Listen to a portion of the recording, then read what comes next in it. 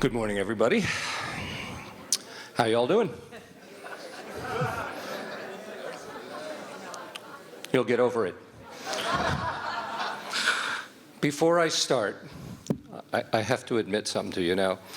Karen will probably get mad at me. I have an Indian name. It's Long Wind. Sometimes I talk longer than I should. But you know, I decided to verify this through DNA testing, and I found that I'm actually 132,000th Cherokee. So, I called my BFF, Elizabeth Warren, and said, hey, you know, we have to go to the Cherokee Nation and carouse with our Cherokee blood brothers or sisters or others or whatever. And so we flew off in my Piper Cherokee to the Cherokee Nation, and shock of all shocks, they really didn't like us. We were lucky to escape with our lives.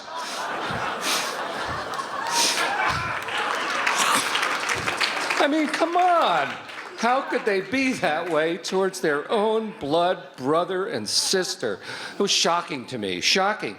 But you know, it made me think, well, if I can decide that I'm a Cherokee just because I feel like it, or if I'm a woman just because I feel like it, not really a man anymore, I just don't feel like that today, or I'm black, or I'm Japanese, I mean, what the heck? Why not a different species? So I'm here to tell you today, folks, I'm making a major announcement. I'm coming out today as a transgender aardvark. I mean it. Now, think about the possibilities. I could be the first CNN trans-species commentator. Rachel Maddow would just be gone. Forget about her. I could just finally start making some damn money at this business, you know? But the whole point of that joke, and of course we really need to laugh because it is that bad. And I made this because this is where we are today. I have little doubt that, gee, maybe after seeing this presentation, somebody will decide that they are a transgender aardvark or platypus or, you know, whatever else. Kangaroo, who the heck knows? It's where we are as a culture. So how did we get here? Well, I wrote the book, as Karen said, The Red-Green Axis, Refugees, Immigration, Agenda to Erase America. It's out there for sale if you want to buy it. The red, Karl Marx, Lenin, we are familiar with them. Who knows who the guy in the middle is? Hands? Anybody? Shh, don't let it out. You're going to spoil my surprise here. Anyway, nobody knows who that guy is, right? The green. The green are all the Muslim organizations, primarily the Muslim Brotherhood, and all of its satellites. Green is very prominent in Islamic tradition.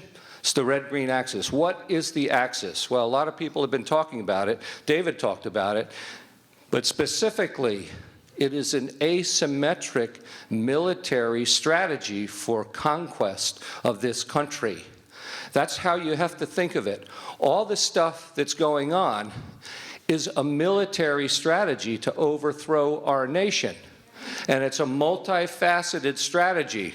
Make no mistake about it. I don't have time to go through all that, but you glance at it and you recognize them all, and there's more that I didn't have in there. It's a strategy of conquest of our nation, and it's been going on for 100 years. And of course, first principles, as Karen said, quoting David Horowitz, the issue is never the issue is always the revolution. Doesn't matter what the issue is, the goal is to seize power and wealth. And as David said, the people behind this, we have to name it, they are communists.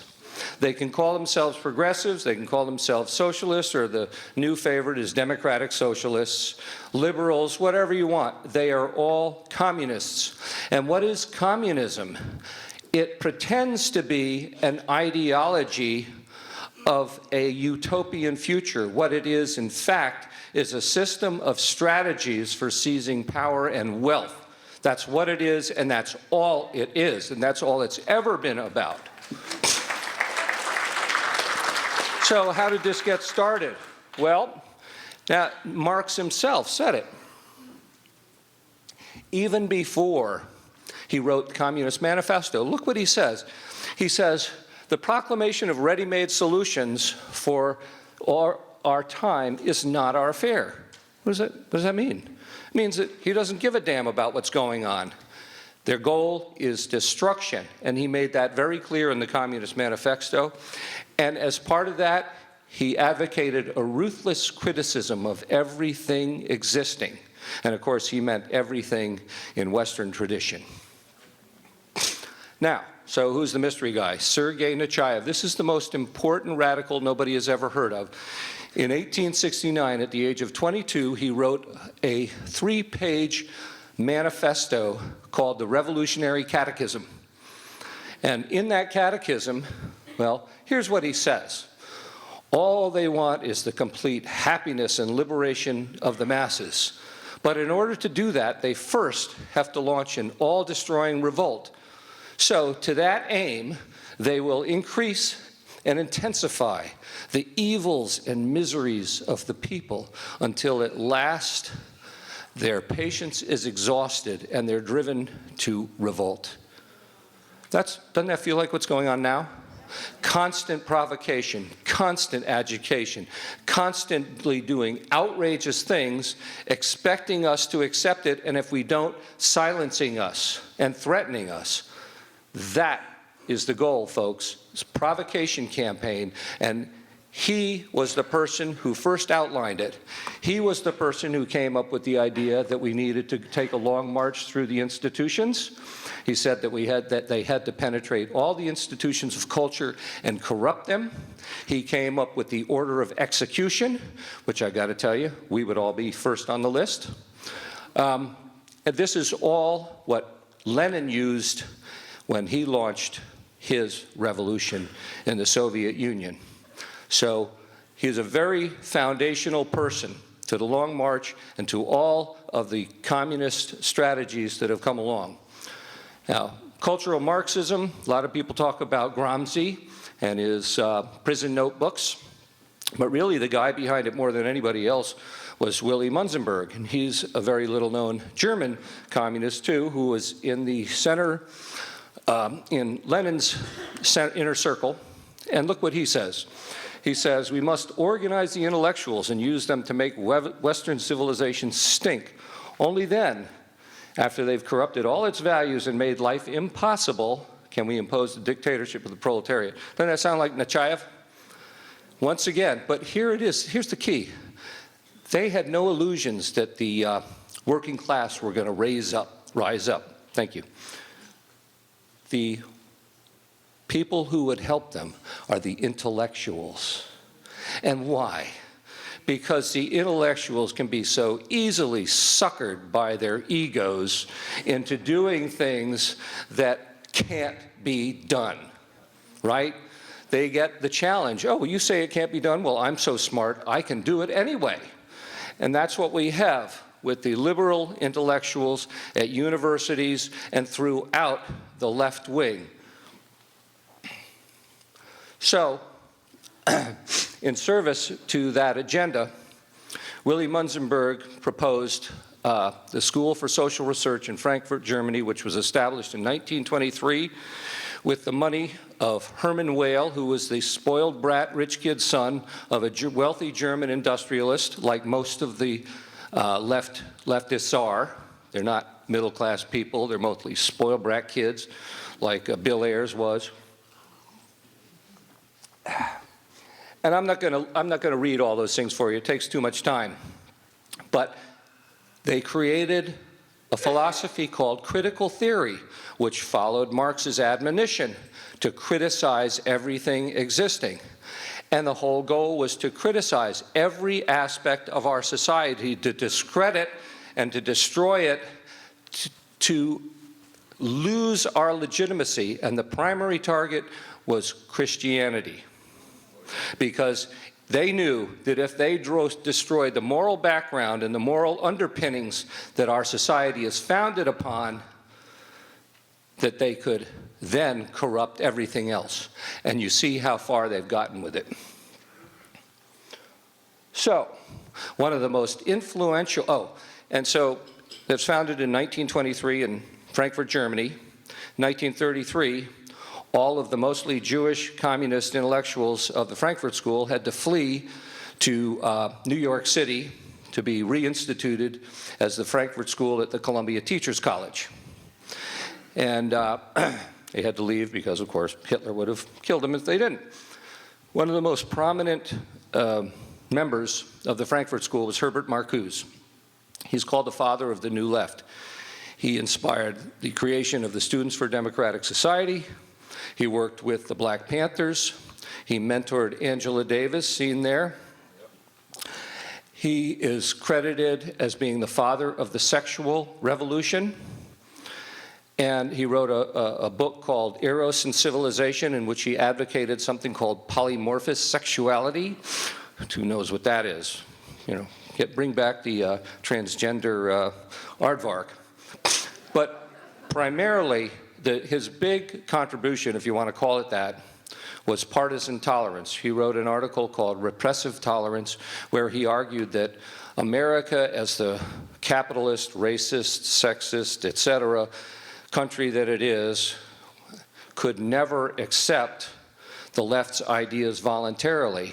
So in order for the left's ideas to gain ascendancy, we all had to be silenced. And he had no bones about how he would do that. Started with Lenin. Lenin says, we must ready to employ trickery, deceit, lawbreaking, withholding, concealing truth. We can and must write in a language which sows hate, revulsion, and scorn towards those who disagree with us. That's where the whole hate agenda started. It's all tactics. It's all tactics. The hatred is tactical.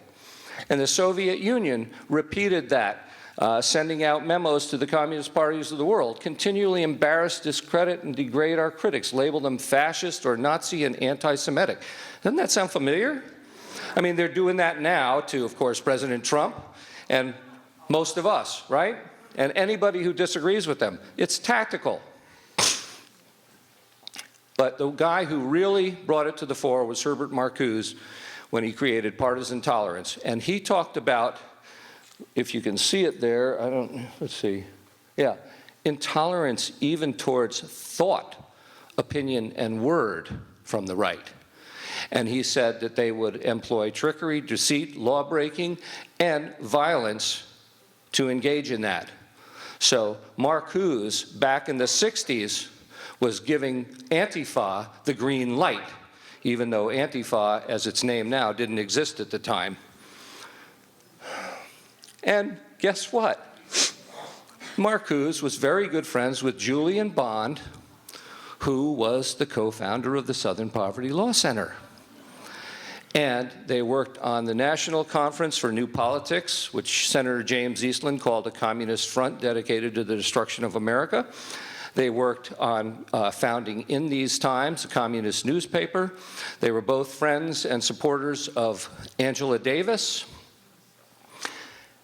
And Marcuse, partisan tolerance, became SPLC's hate agenda. Communist inspired from the very beginning.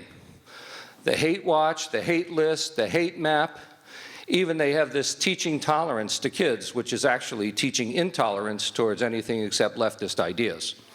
It's all communist created, communist founded, and not only did the Southern Poverty Law Center work with communists, it published articles in People's Daily World. They worked with the Institute for Policy Studies, which has been labeled as a KGB front. And so we are talking about a serious, hard-left, communist-inspired, if not communist-led, organization in the Southern Poverty Law Center.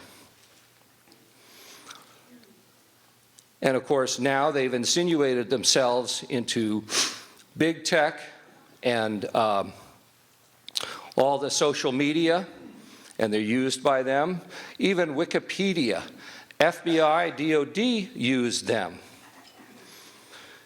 And SPLC works with faith leaders. That just cracks me up, faith leaders. SPLC is the most viciously anti-faith organization in the country, but they're working with faith leaders. They work with the Council on American Islamic Relations, they work with Antifa, and CARE's favorite thing is to engage in lawfare.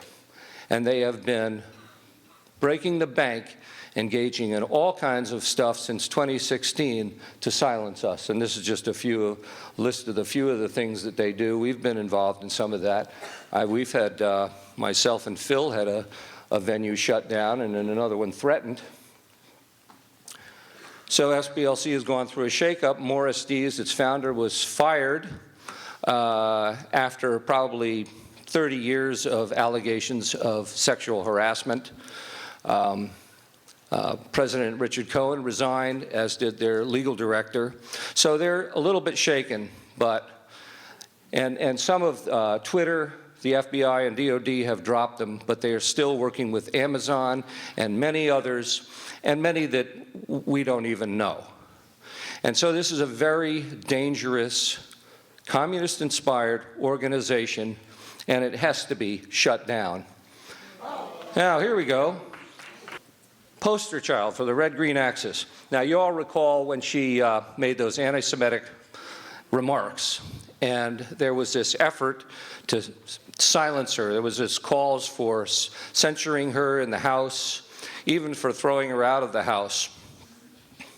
Well, they came up with House Resolution 183.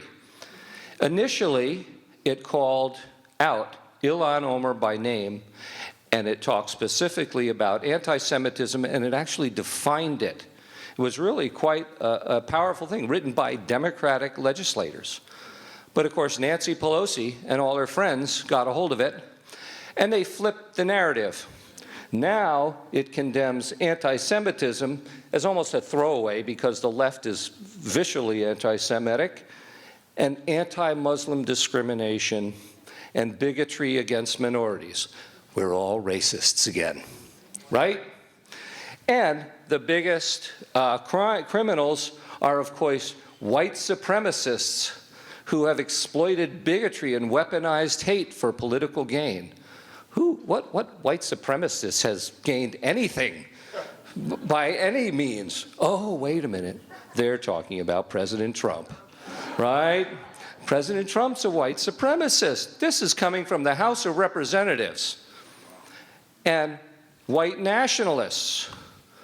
You know, I'm white. I'm really not Indian. I'm not a transgender aardvark, much as I might want to be. And I believe in our nation. I believe in its founding principles. I'm a patriot. I believe in American exceptionalism. I believe in our borders. I believe in everything about America. I believe it's a great society, and we have contributed to the world. That is what we do. I'm a white nationalist. And guess what?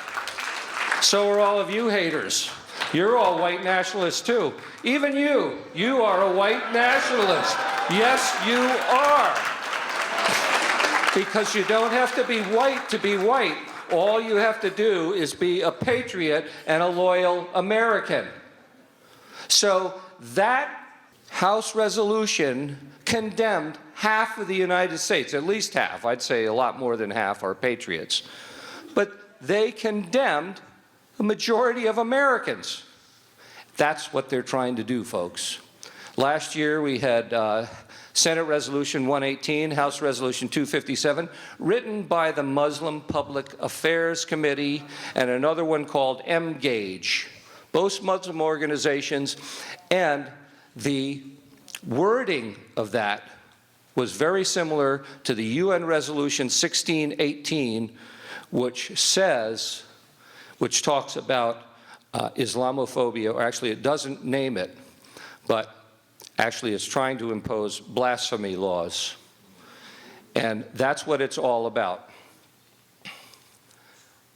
That's Islamophobic. Any of those words, if you say any of those words, you're an Islamophobe.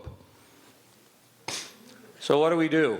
Well, I'll tell you what, I think the most important thing is to pray for our nation. We need to restore our God-fearing nation because we've really lost our way. And this is what happens when you lose your way. We need to engage in class action lawsuits against SPLC and CARE, and that would be really helped if they would finally declare the Muslim Brotherhood a terrorist organization, because CARE is a Muslim Brotherhood terrorist organization. We could shut them down overnight. That's the kind of thing we need. And there are a few more there, but I've run out of time. I've gone over time. I hope Karen doesn't kill me.